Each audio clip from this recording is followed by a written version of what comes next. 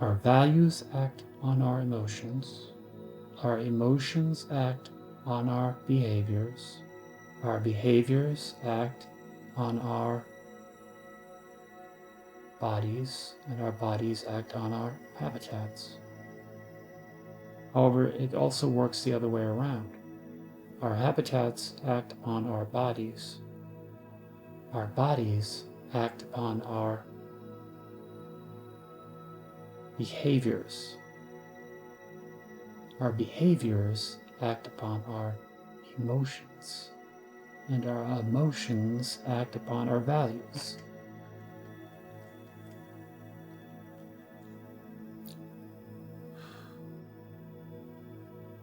Works both ways. It would be easier for us to change our values than it would be for us to recover a lost habitat.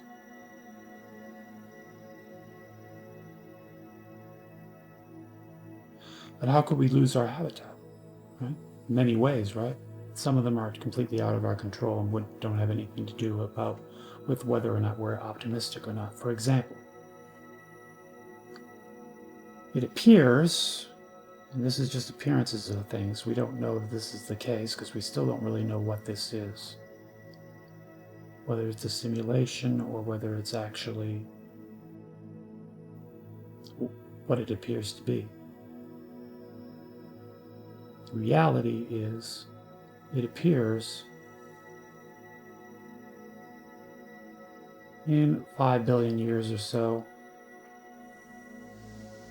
the sun will reach a point in its life cycle wherein it grows greatly in size and reddens in color and gives off a tremendous amount of heat due to its changing composition.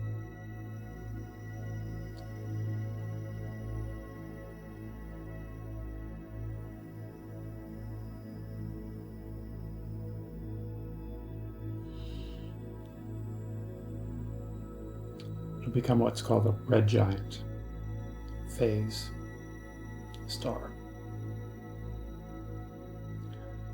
And it will expand so greatly in size that it will engulf a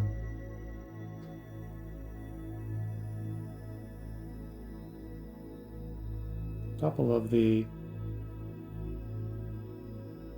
inner planets within our solar system. It'll just swallow them up.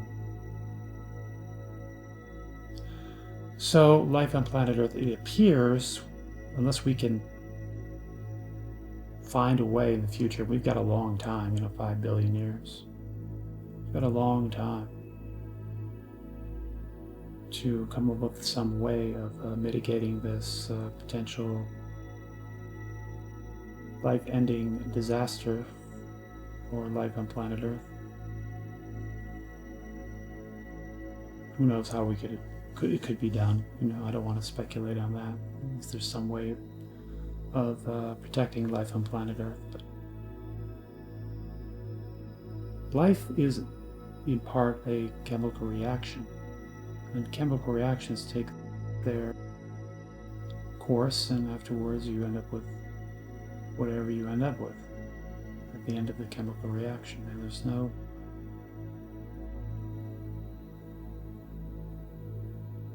stopping that from happening.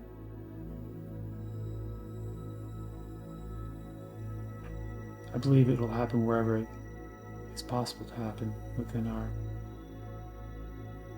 large universe of the correct kind to support living infernal fractal entities.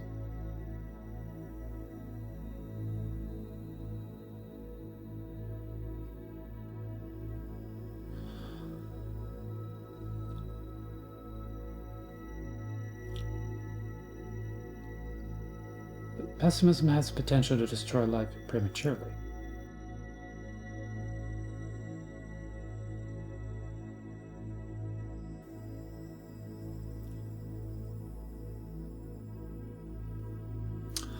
And it's thought by scientists that conditions on planet Earth will become progressively hotter over the next billion years, and eventually all life on planet Earth will go extinct. But pessimism, as I said, has the potential to bring about a premature extinction of all life on planet Earth. How? Our behaviors, right? Racist, fascist, warmongering behaviors. What's racism? Racism is the act of basically joining a collective effort to work, fight, and outnumber competition.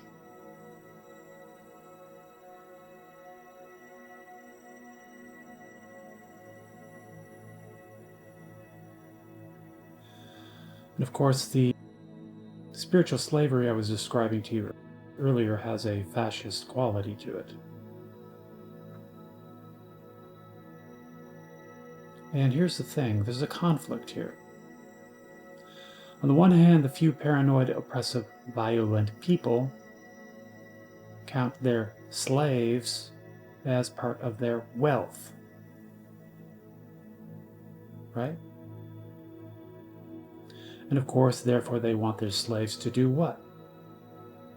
Channel all sexual energy into sex for procreative purposes, work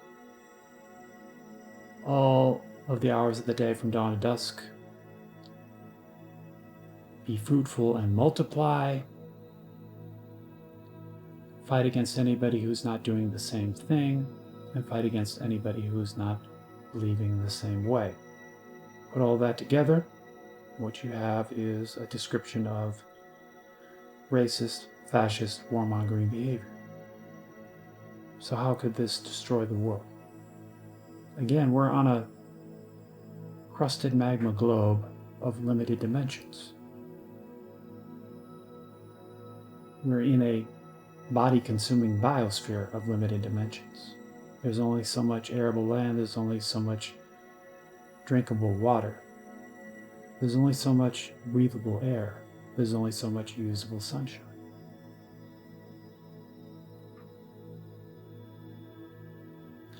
Scarcity and limitation here on the material plane, right?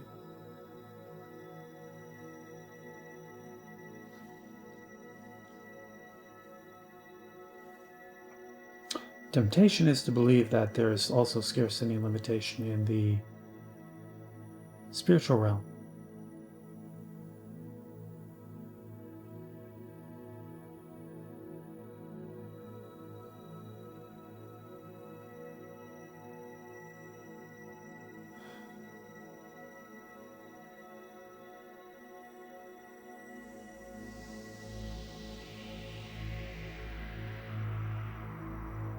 And I believe in the value of the most optimistic myths. I take the most optimistic position when the correct position is unknown. For that reason, I believe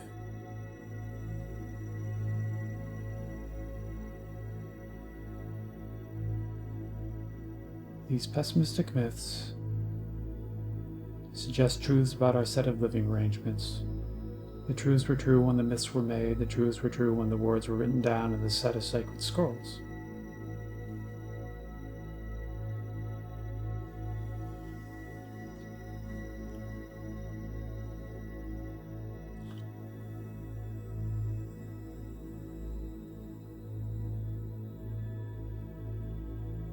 Therefore, they have to do with the material plane.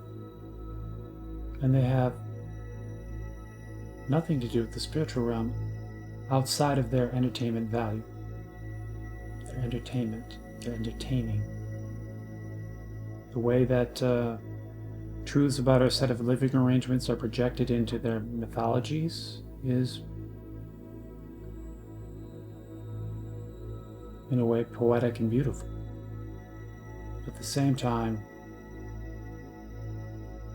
it is a superseding of the special needs and aspirations of the few paranoid, oppressive, violent people over our common needs and aspirations at work here. Their needs and aspirations to achieve and maintain authority, power, order, and control are superseding the spiritual slaves.